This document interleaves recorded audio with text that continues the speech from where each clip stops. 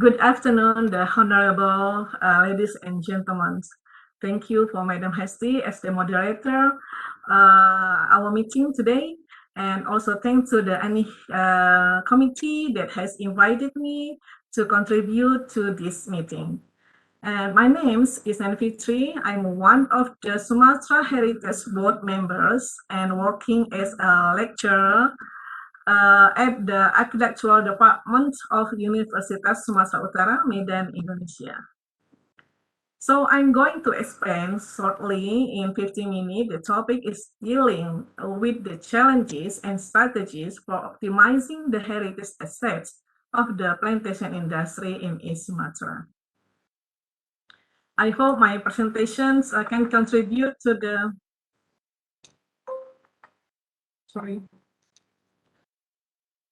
I hope my presentation can contribute to the audience getting broader view of the industrial heritage in East Sumatra, as mentioned earlier by Mr. Surjai.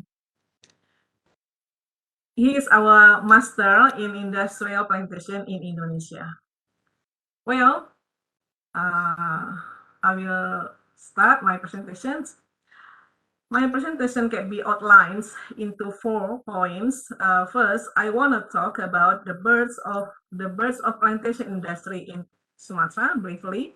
And the second, I want to discuss about the recent situation of the plantation industrial heritage in East Sumatra.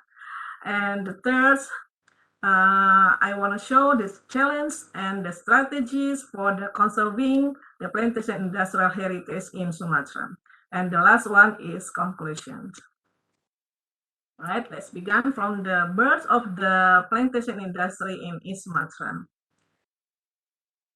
In here, as we all know, the birth of plantation industry in East Sumatra was much influenced by the rapid developments of the industrial world, particularly in European countries. In here, we can take a note the role of the Dutch East India Company, often called VOC, in the spice trading. VOC is believed to be the largest company to ever have existed in recorded history. Later, VOC managed to impose its power and turned the trade region into the colonies. The growth of the plantation industry also much influenced by the political decision in East Sumatra.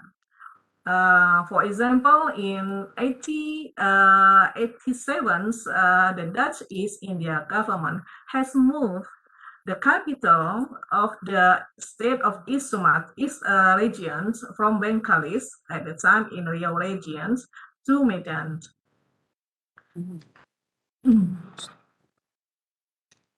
East Sumatra region was bordered by Aceh in the northwest, and Tapanuli in the southwest, Bengkalis in the southeast, and the Strait of Malacca in the northeast. At the time, covered quite a big area. It's about 6.7% comparing to the area of the island of Sumatra. So totally, at the time, the area is covered 31,715 kilometers square. Sumatra was situated between equators and the latitude of 4 degrees north and the tropical coastal climate.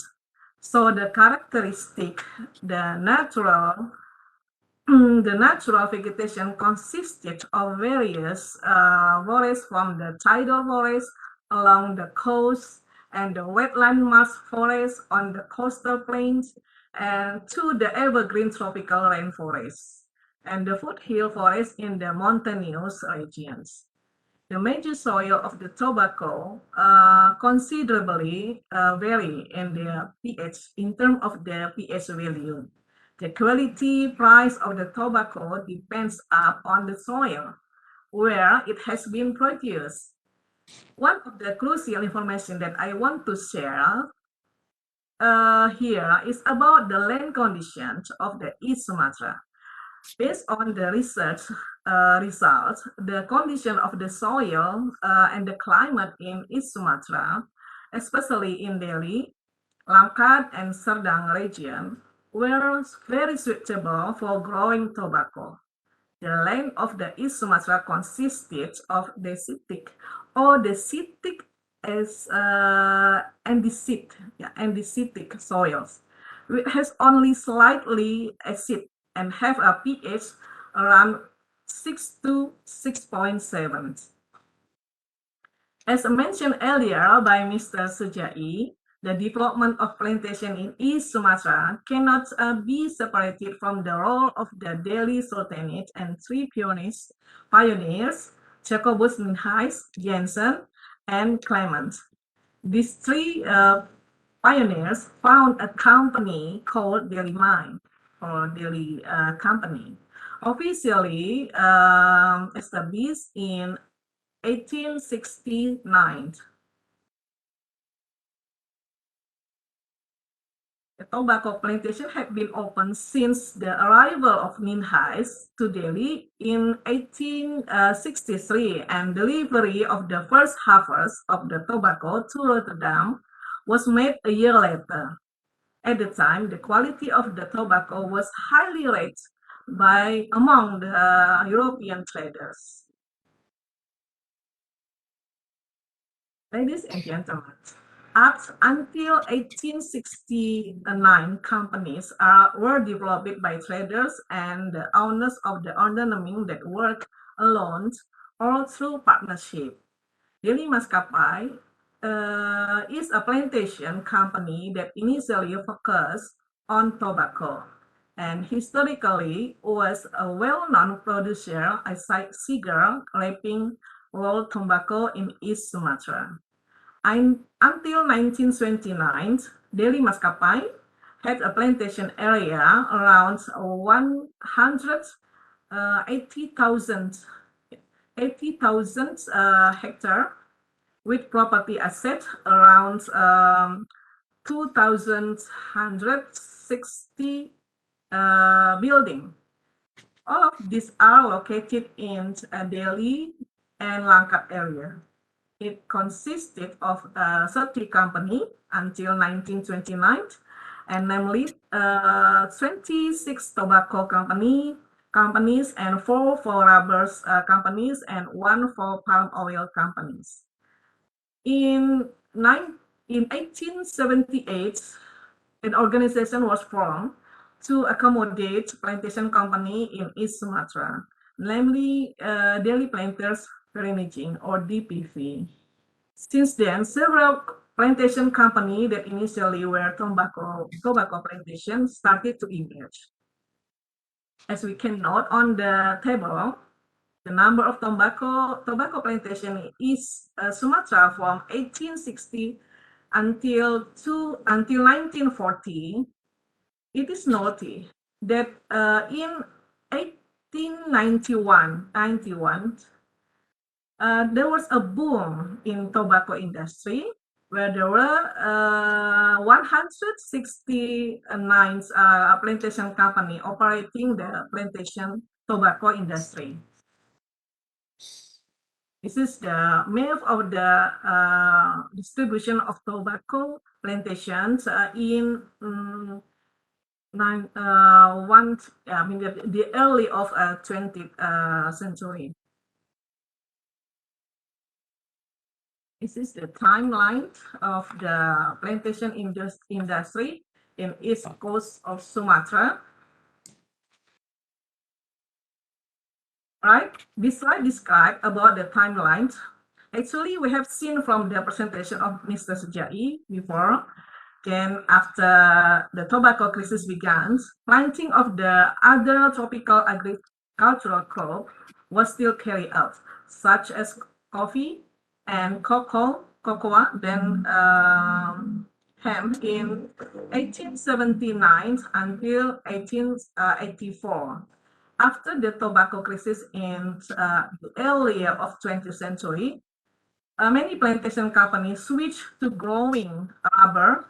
So until 1930s, This is the time for booming the rubber plantations. After that, it was replaced by the palm oil industry.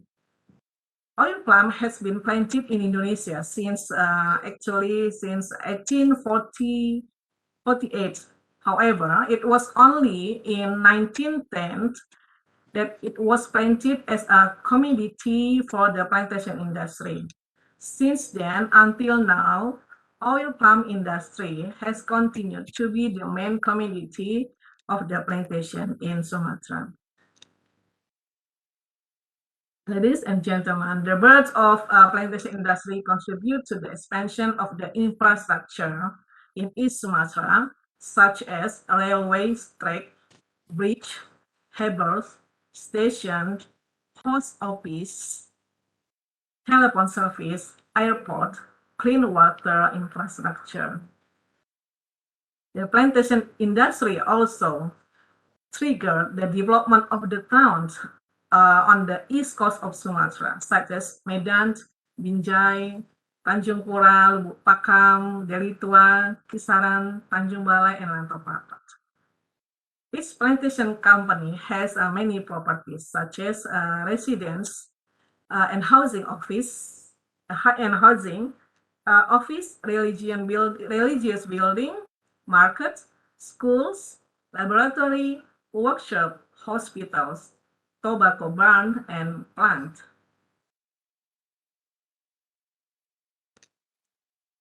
Next, we see that the remain of the heritage asset for the plantation industry.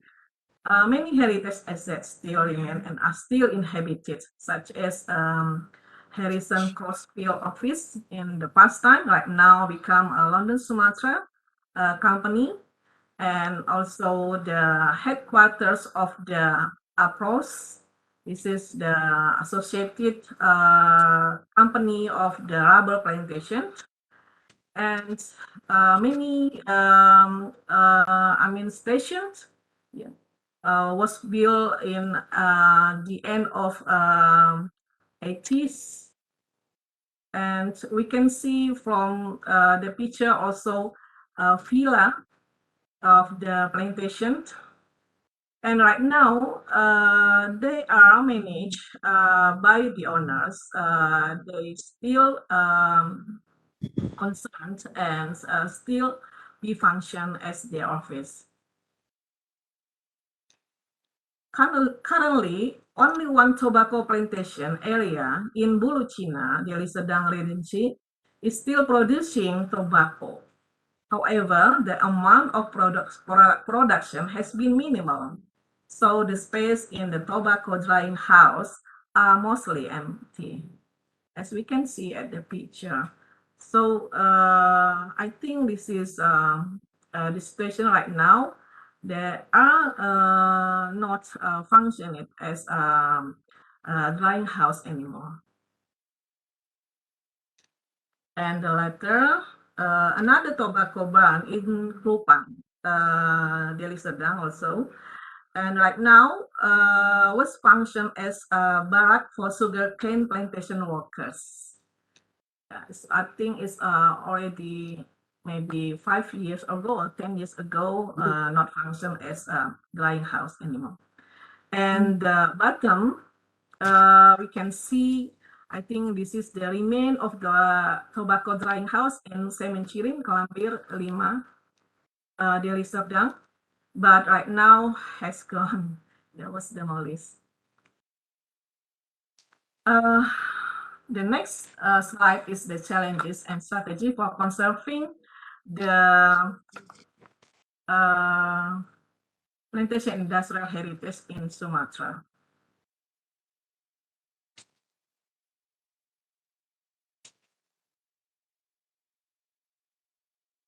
Yeah, the first strategy is doing the adaptive reuse for unoccupied buildings with the principle maximum retention, minimum intervention, sensitive restoration, and maximum invention and careful repair.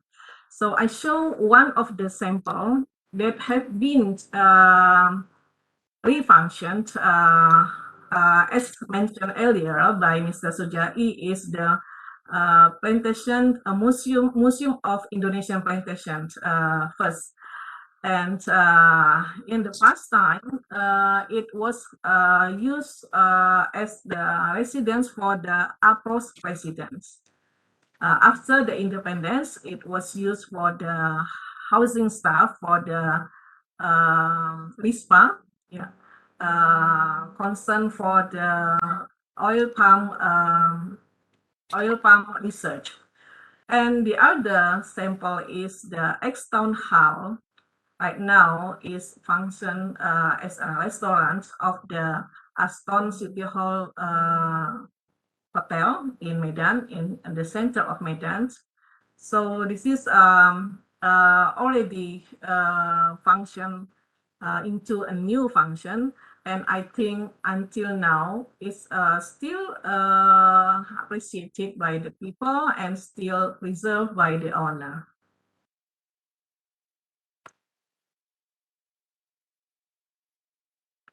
The second strategy is developing sustainable heritage tourism.